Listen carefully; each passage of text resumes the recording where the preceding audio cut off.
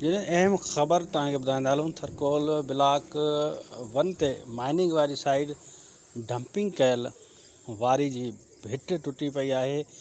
ज़ोरदार बरसात सबबि ठहियल डंपिंग वारी भिट खे पाणी टोड़े छॾियो आहे।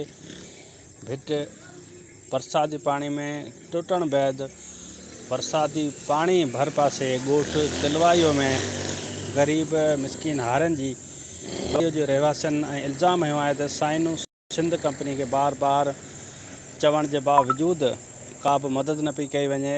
ॻोठाणनि हुसैन मेहराण पुटो ऐं ॿियनि दाईंदे ॿुधायो आहे त साइनू सिंध कंपनी ज़्यादतनि जूं हदूं क्रॉस करे छॾियूं आहिनि। असांखे का बि सहूलियत नथी ॾिनी वञे ऐं डंपिंग वारी भिट बरसाती पाणी में टुटण सबबि असांजो ॻोठ खे ॿुॾण जो ख़तरो आहे। सख़्तु एहतजाज कयो पियो वञे।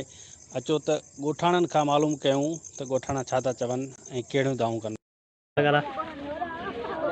ही पानी वाही टुटो आहे डंपिंग में जेको अची असांजी बनियूं ॿोड़ियूं आहिनि। हाणे घर में लहे थो हितां बि टुटण वारो रोड तां ॻोठ सॼो गर्क करे थो वधीक। हाणे जेको आहे से असीं सिंध हुकूमत अर्ज़ु करियूं था जेको बि आहे से पाणी कंहिं नमूने रोकायो वञे न त असांजा घर बनियूं माल सभु लपेट थींदा। उन्हनि जो अपनी ज़िम्मेवार रहंदी। ॻोठ पूरो मुकमल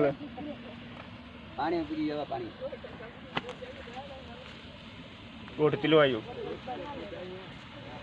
तिलवाइयो टे कलाक बरसात